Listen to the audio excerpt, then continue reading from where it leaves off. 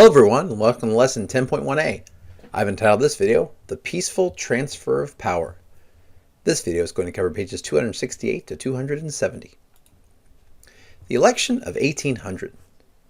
In the election of 1800, Federalists supported President Adams for a second term and Charles Pinckney for vice president.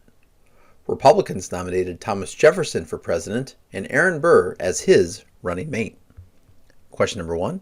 Which two candidates did the Federalist Party support for the presidential election of 1800? John Adams for president and Charles Pinckney for vice president. Question 2. Which two candidates did the Republican Party support in the election of 1800? Thomas Jefferson and Aaron Burr. The election campaign of 1800 was very different from the political campaigns we see today. Neither Adams nor Jefferson traveled around the country to gather support. Many thought direct campaigning improper for a person who would be president. Instead, hundreds of letters were sent to leading citizens and newspapers to make candidates' views public. The campaign was bitterly fought. Each side made personal attacks against the other. For example, Federalists accused Jefferson, who believed in freedom of religion, of being, quote, godless. Republicans warned that the Federalists favored the wealthy and would bring back monarchy. And it's really a shame and sad to see these former friends of John Adams and Thomas Jefferson going at each other so viciously in the newspapers. Question 3. What was the major difference between political campaigns of 1800 versus the campaigns of today? Well, back then, the candidates themselves did not tour the country and make speeches and say, hey, vote for me. They let their friends and supporters do that for them. So much different. Question 4. How did people back then view candidates directly campaigning for themselves? They thought it was improper.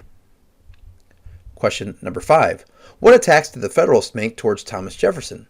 They said he was godless. Question 6. What attacks did the Republicans make towards John Adams? Well, they said the Federalists favored the wealthy and bring back monarchy, which is like bringing back King George III.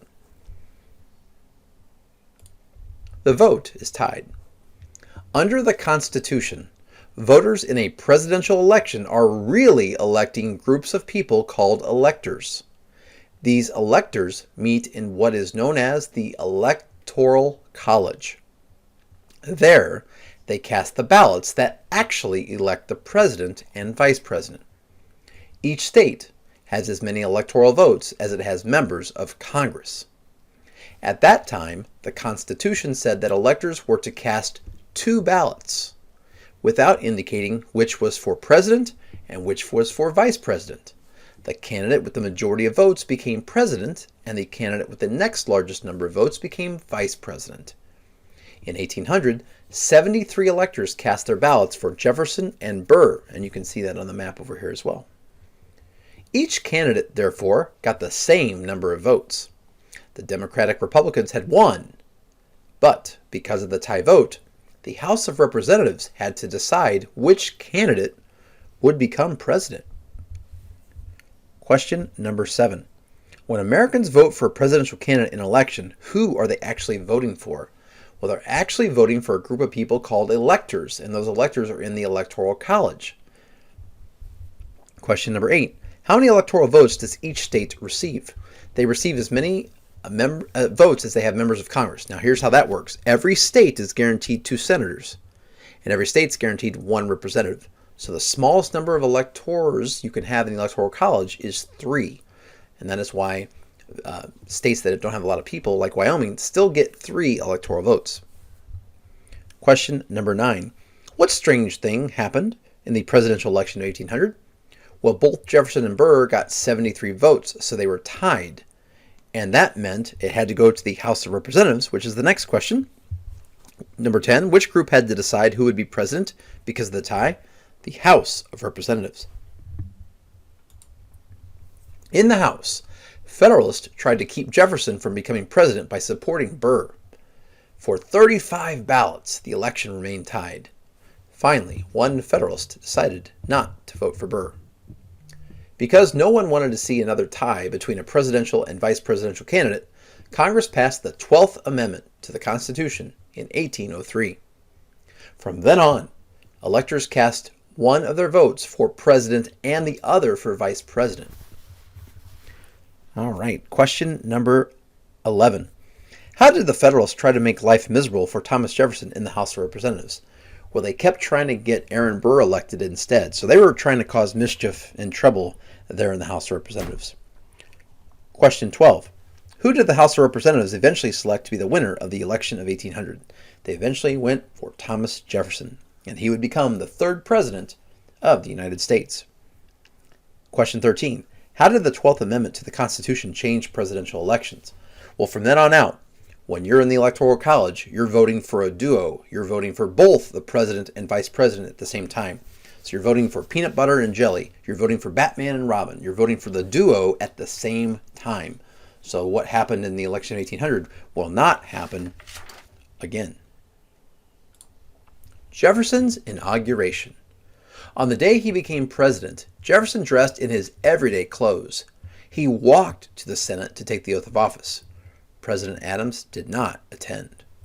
In his inaugural address, Jefferson outlined some of his goals, including, quote, a wise and frugal government, and, quote, the support of the state governments in all their rights.